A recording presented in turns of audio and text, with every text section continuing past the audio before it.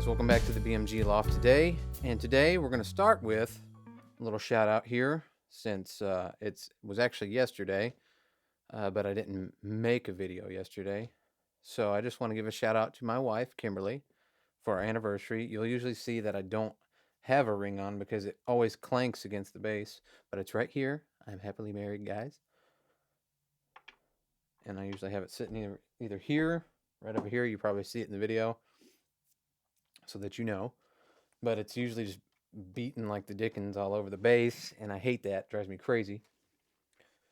So I typically record, like in the studio, I record with it off as well, sitting right next to me.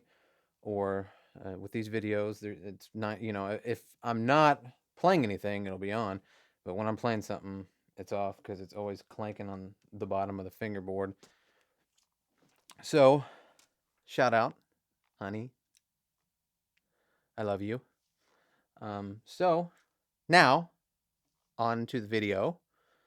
And this is a subscriber request from the video I did on the Sadowsky SBP-2 bass preamp pedal. He requested that I run it through a Fender jazz bass, and he wanted it through a standard. I don't have one on hand, and didn't have anyone nearby that had just a standard.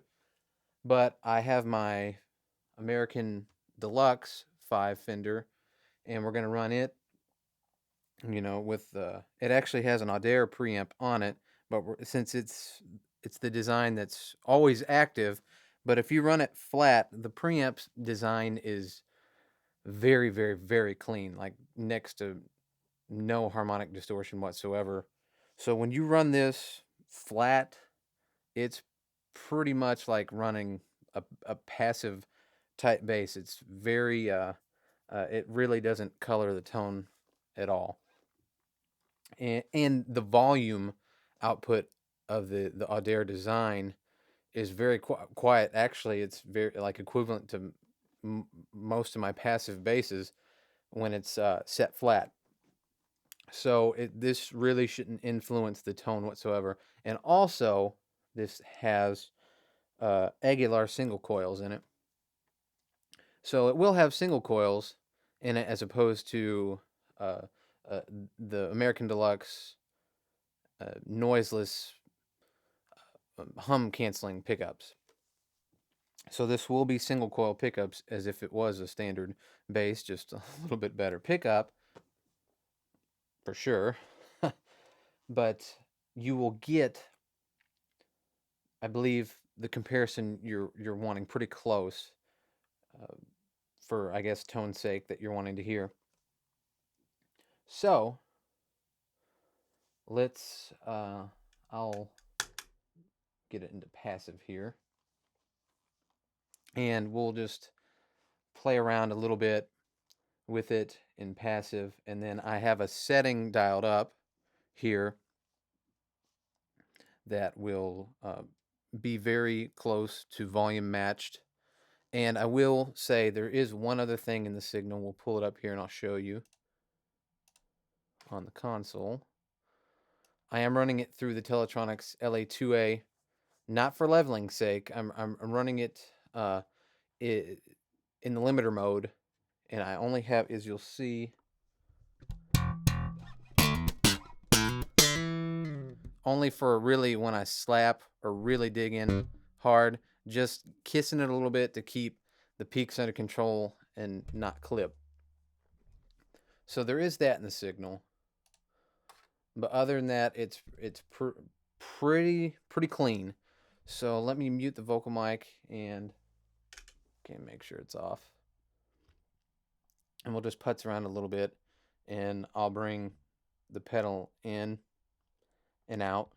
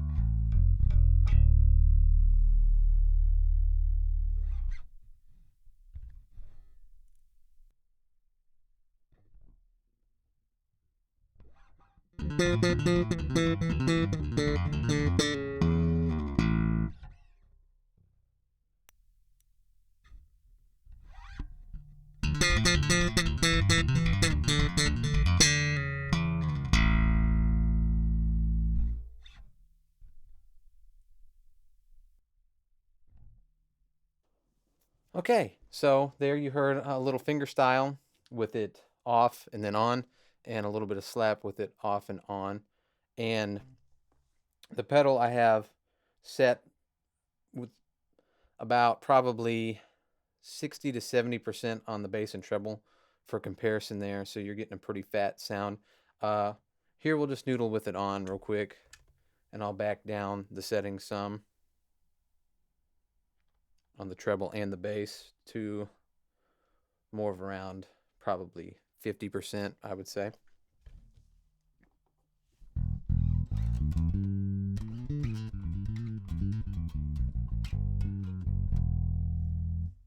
I'll go ahead and turn vocal mic back off so you don't hear a lot of the finger noise.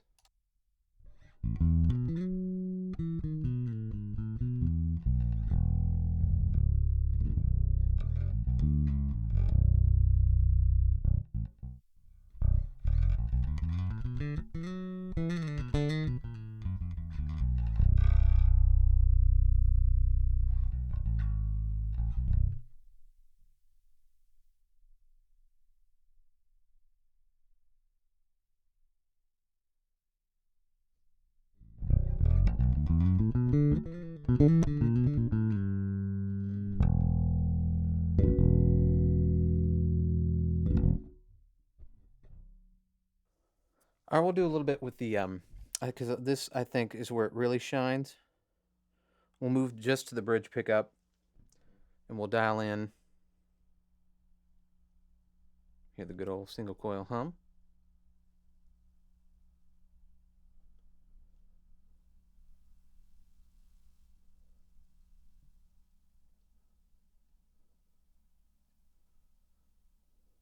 But when you volume match it, as you can hear, even with the bridge completely soloed with the single coil, it's honestly fairly quiet, because with it volume matched, I'm pushing the pedal pretty hot on the treble and boost controls, and volume matching it, there's not a ton of difference that you're going to hear with it in and out of the signal. So it's very quiet design, which is great. It's wonderful, especially if you are rocking single coils.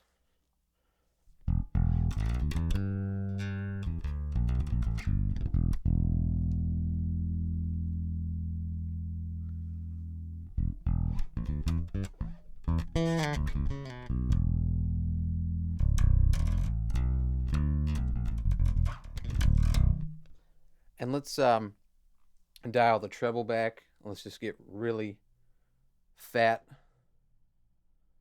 with it.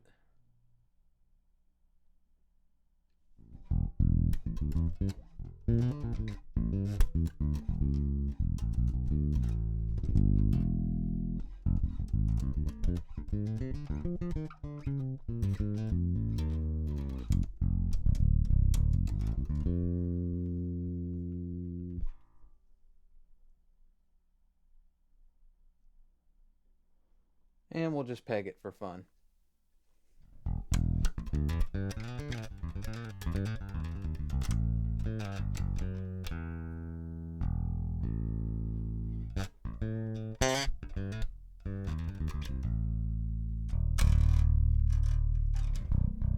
So you can really hear that Sadowsky mid scoop there, and we're really getting drastic with it. But if you peel it back to like 50% or so, get it in there.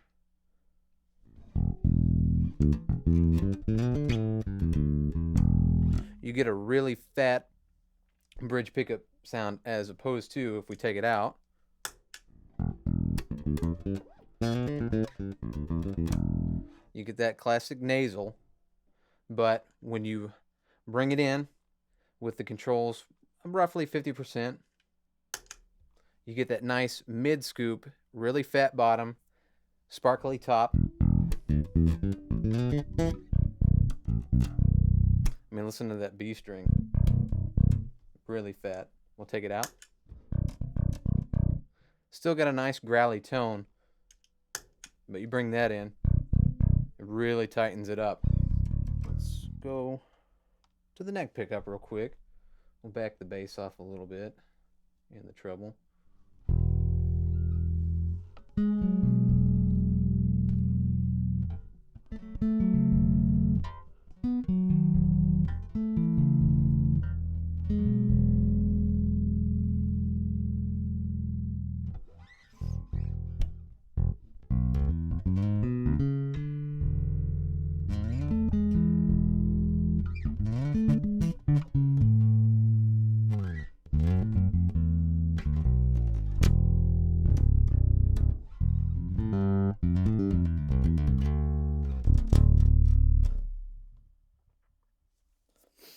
So there you have it. I think it sounds great on this bass, and I wouldn't hesitate for a second to use this as the preamp of choice for this bass. And I think it showcases that classic Sadowsky sound again, with that fat bottom, sparkly top end, and that nice mid scoop that it creates, and really lets the bass cut through and keeps that bottom end tight, keeps the top crispy without overdoing it. You know, something that I've noticed with this treble is, let's see, well, I'm going to turn the bass off really, and we'll cut that treble up all the way, and turn this back on, and you can still hear that. You know, we do that, and then I'm going to cut it off, and as you can hear that squeaky trebly top end when you're sliding and moving around and stuff, it really, you've got a lot of top end there. I mean, a lot more than you probably should have to do, unless you're trying to compensate for dead strings, or you have a really warm string on it, or it's just a really warm sounding configuration that you have. You can you know, a lot of, like, here, we'll even compare it to the Audaire.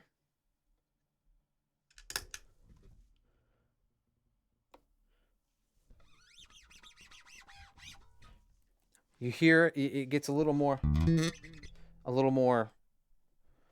wispy, as opposed to, it still has that natural kind of sound to it that you have when you take the preamp out.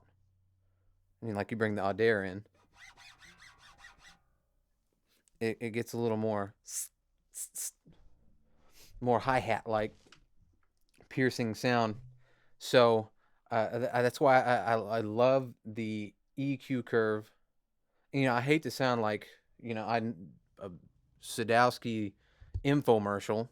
Hit my filter there, but everything they do, it just fits the bill for what I'm looking for in my sound. So I tend to sound like an infomercial, and so be it. It's just, I love the tone, I love the sound. I just, from a sound aspect, the tone side of it, you know, I love it. But and then the feel and playability is just a whole nother story. I love it. It's just, it fits my mechanics, what I do, where I head with my playing and my style. It just works.